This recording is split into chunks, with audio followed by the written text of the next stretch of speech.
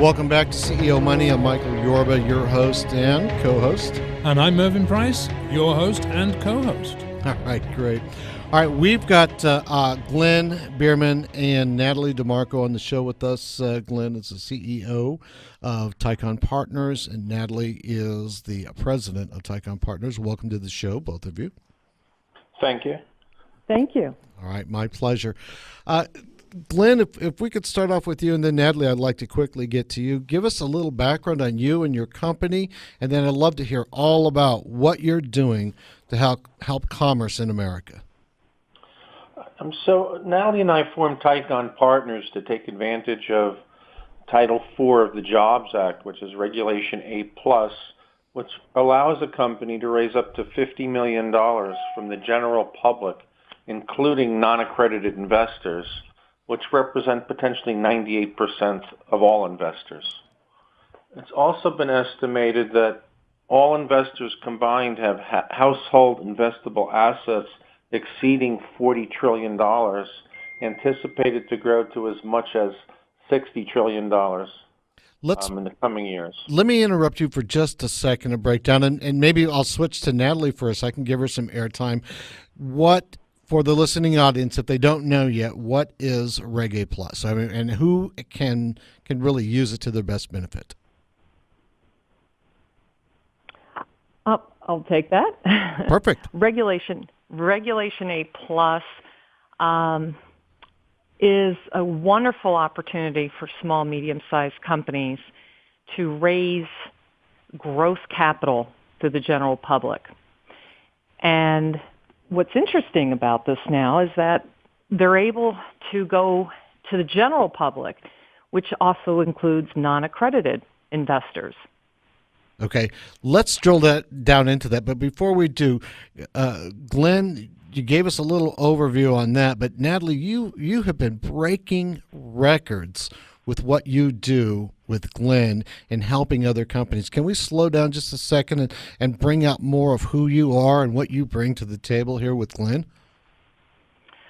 Oh, thank you. Well, I have a little over 20 years experience in the financial services industry.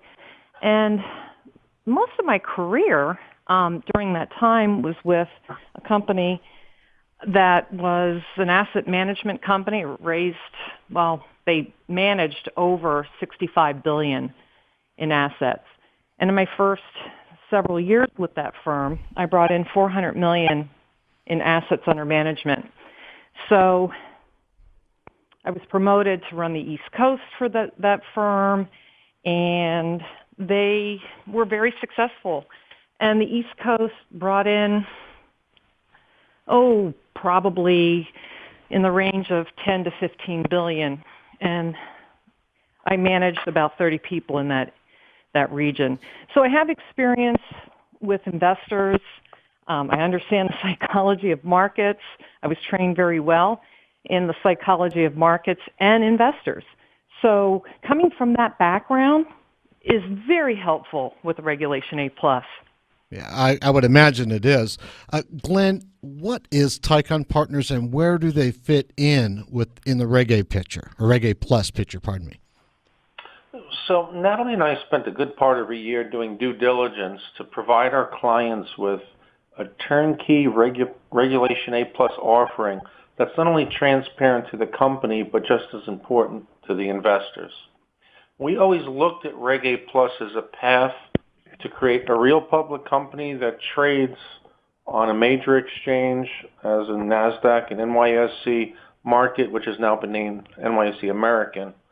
And to that end, 3 companies in the last 3 weeks have listed, 2 on NASDAQ and 1 on the NYSE American.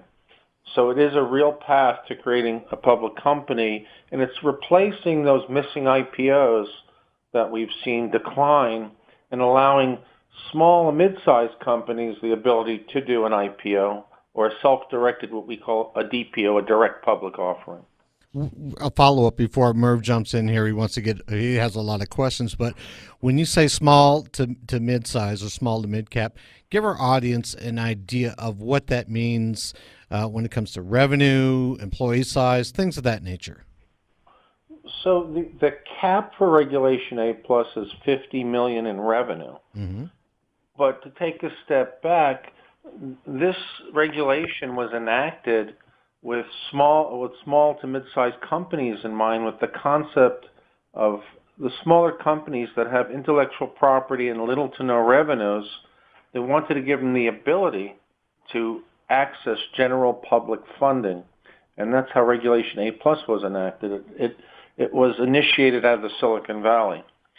So when you're talking about minimum revenues, that really depends on industry. As an example, typical life science companies don't have revenues; they're usually pre-revenue. They still could be a candidate, but if most important is that you do have revenues if you don't have IP as a replacement, so to speak. So this is not where you go for startup capital. Regulation CF for crowdfunding is up to $1,070,000. That would be where you would start to get startup capital, where Reg A Plus could be your follow-on for a bigger offering. Good answer. Good answer. Merv, you got a question? That's a great answer. Is there, the interpretation of Reg A and Title IV differ from state to state at all? Well, the regulation is an SEC regulation, which is a federal regulation. So that being said, every state has their own particular or peculiarities in terms of their own state requirements. And so different states have different requirements and or issues. As an example, there's a feature with Regulation A Plus called testing the waters. We as Tycon partners don't believe in testing the waters.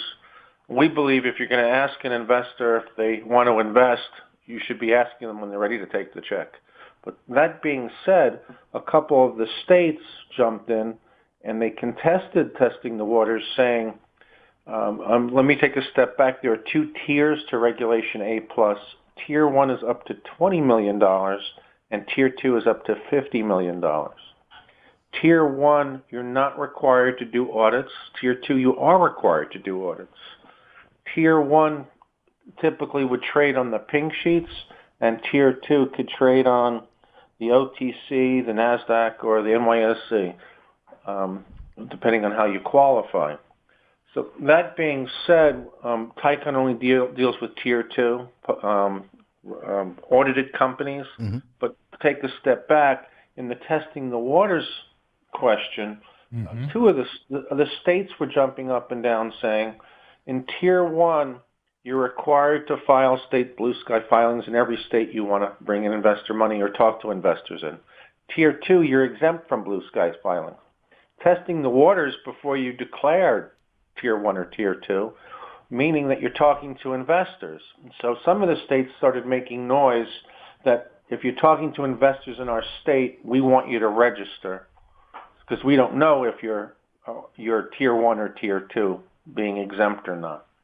Okay, that's quite a minefield you help people through there, in my opinion. With regard to the number of accredited versus non-accredited investors, in each tier, particularly in the Title IV, is there a maximum number of non-accredited investors versus accredited you can have in the portfolio?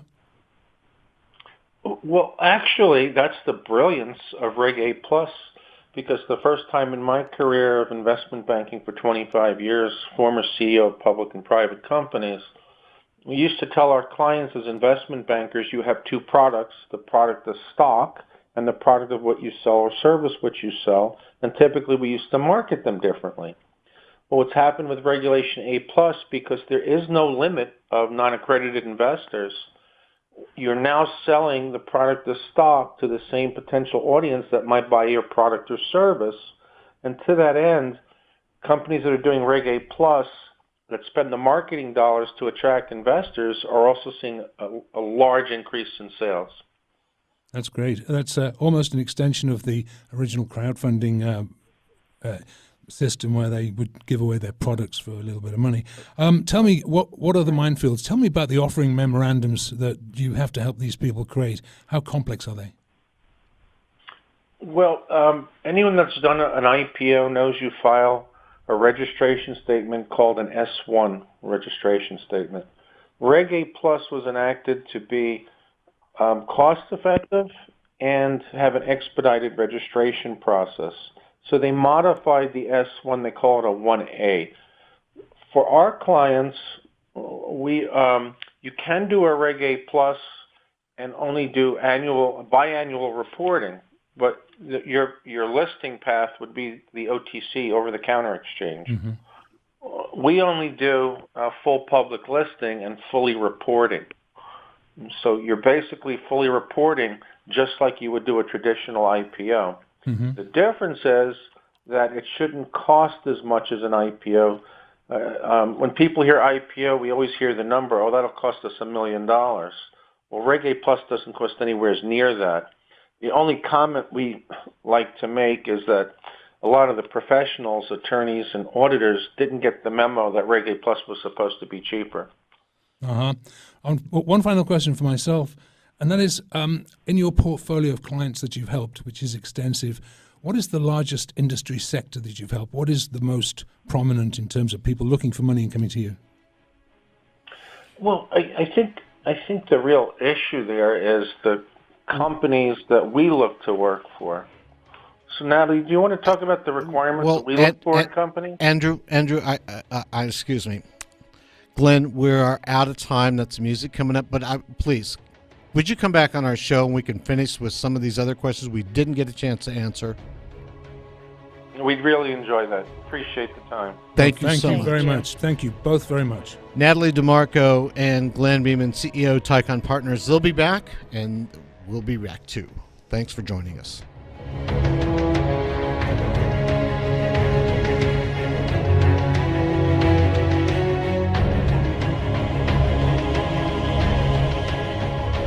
Thank you for listening to CEO Money.